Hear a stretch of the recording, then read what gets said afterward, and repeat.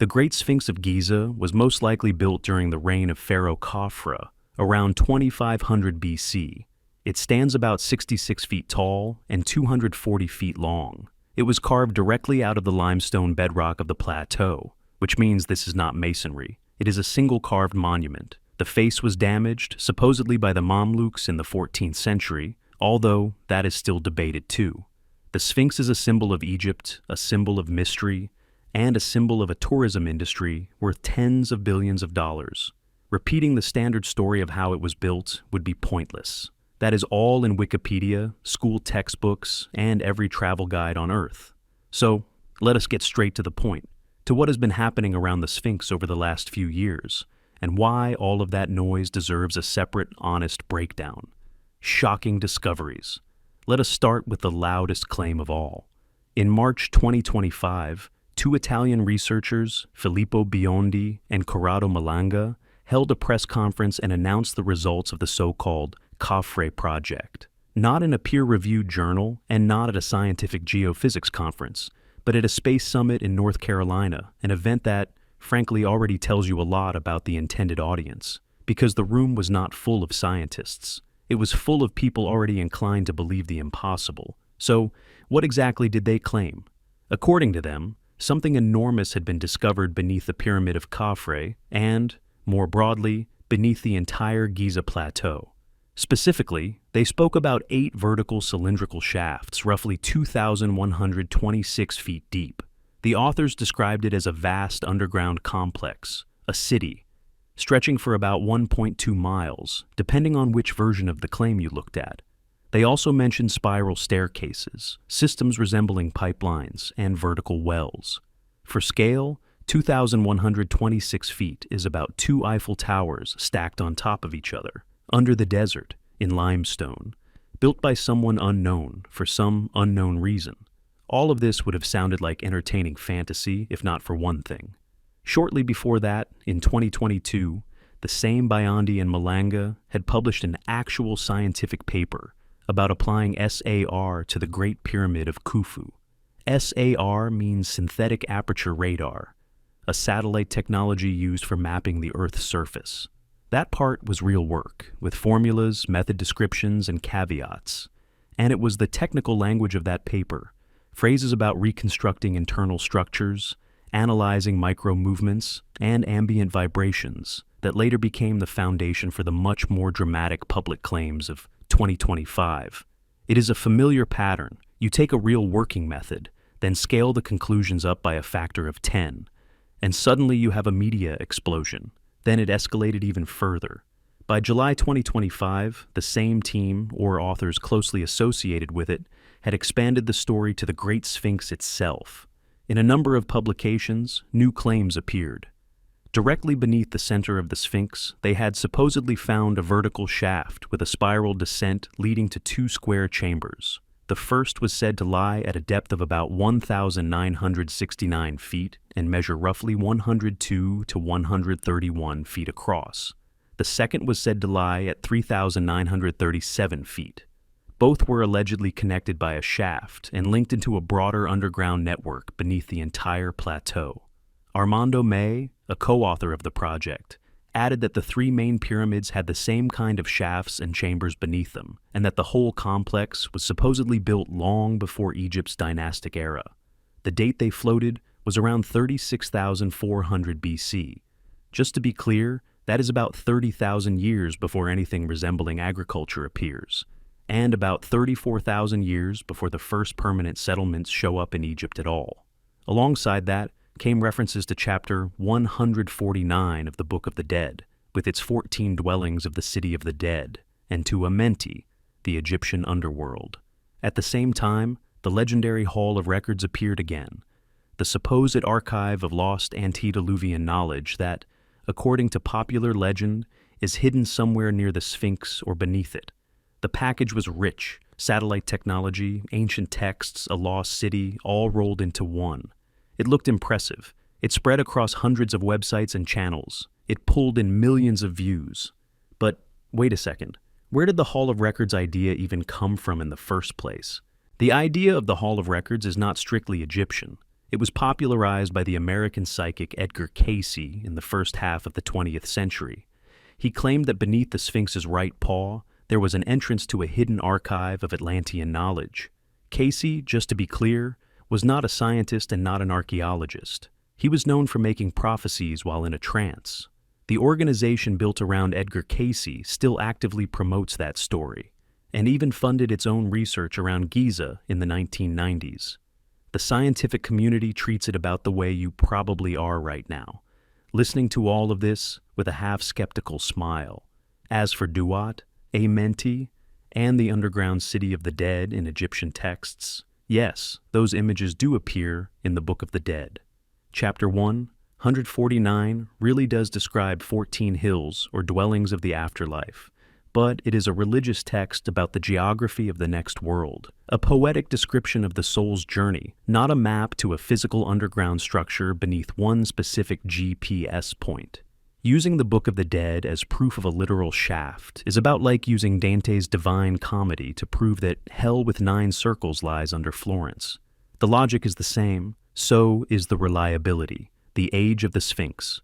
While the Italians were busy with their shafts, another narrative never really went away either. In 2025 and 2026, there was another strong wave of articles claiming that the Sphinx is not 4,500 years old, but 12,000 years old or more. That idea comes from the geologist Robert Schoch, who, in the early 1990s, drew attention to the unusual erosion patterns on the body of the Sphinx, especially the vertical grooves, which he interpreted as evidence of heavy rainfall.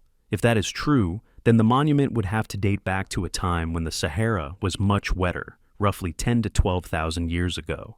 The hypothesis is not completely baseless. The erosion really is unusual, and Schoch has geological arguments that deserve separate consideration.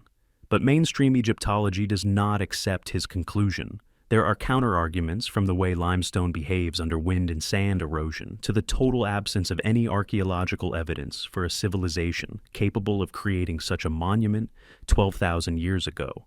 Even so, every few years, Schoch's theory returns in the media as some kind of new discovery, even though nothing fundamentally new has appeared in the evidence. Brutal reality. The real science is there. It just looks more boring.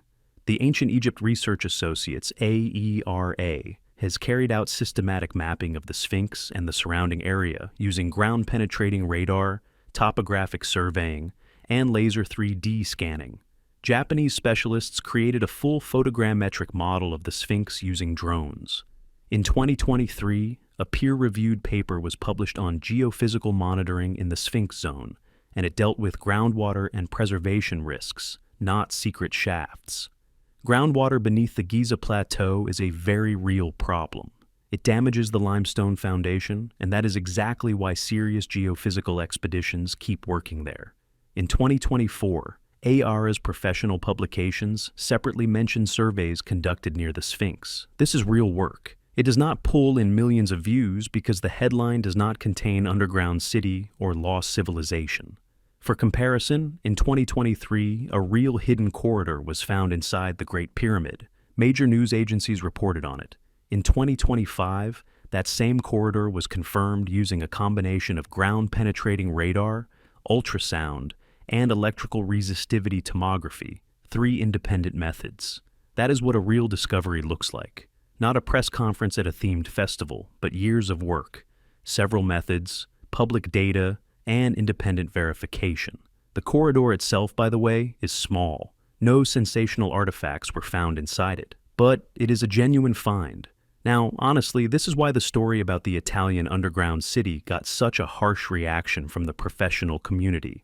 The first problem is the gap between the method and the claims.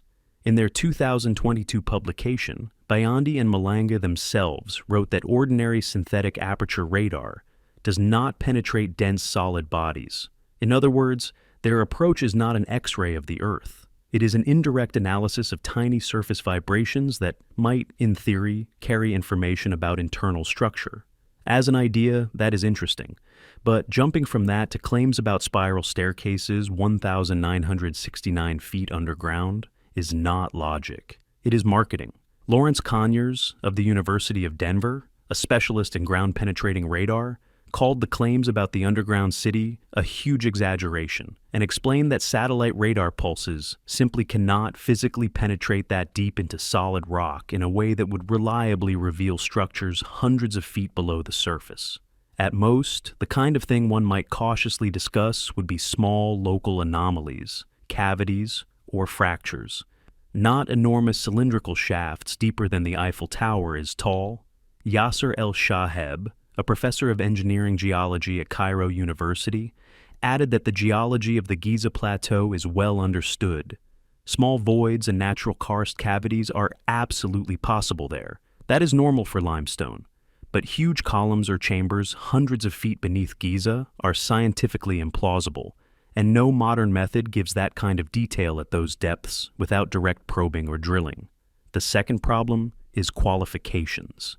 Mohammed Ismail Khaled, Secretary General of Egypt's Supreme Council of Antiquities, pointed out that none of the authors has specialized qualifications in Egyptology or archaeology. Bayandi is a radar specialist. Malanga is a chemist. That alone is not a death sentence. Good science can happen across disciplines, but in this case, the lack of field-specific expertise was paired with the lack of a proper publication. Hussein Abdel Basir, an Egyptologist, reminded everyone of something very simple. The normal sequence is peer-reviewed paper first, public announcement second, not the other way around. That is not bureaucracy for its own sake. It is the mechanism meant to separate verified results from nonsense. The third problem is Egypt's official reaction. Zahi Hawass, the most famous Egyptologist in the world and a former antiquities minister, responded to the whole thing by calling it completely wrong and lacking any scientific basis, then added one more word: fake. Egypt's Ministry of Tourism and Antiquities also clarified that no official permits had been issued for such work. And here is the important nuance that sensational videos usually leave out. Egyptian authorities have been blocking unauthorized attempts to dig too deeply into the historic Giza zone for a long time, and very consistently. Some people see that and immediately think they must be hiding something. But the real explanation is far more ordinary. UNESCO protections, international heritage agreements, enormous tourism stakes, and the country's reputation all create a rigid regulatory framework. Any unauthorized intrusion into the zone is not just a scientific issue, it is also a political and legal one. Officials are not blocking a secret, they are blocking chaos. And honestly, when somebody stands on a summit stage and announces an underground city without permits from Egyptian authorities, without a peer-reviewed publication, and without independent data verification, the response, "This is not," science sounds completely reasonable. The conclusion here is simple and unglamorous. The Great Sphinx of Giza is one of the most studied monuments on the planet. There really are geophysical anomalies around it, real questions about the nature of certain cavities, and real debates about erosion. Science is working there, slowly, systematically, with publications, peer review, and independent confirmation. But the underground city, the 3,937-foot shaft, the Hall of Records of Atlantis, and the construction date of 36,400 BC, are not science. They are a combination of three things: real but modest data, a media amplifier that only works when the headline includes the word sensation, and a very human desire to believe that behind the most mysterious stone face on Earth, there must be something truly enormous. That desire is understandable. It is even kind of charming, but it does not make underground cities real.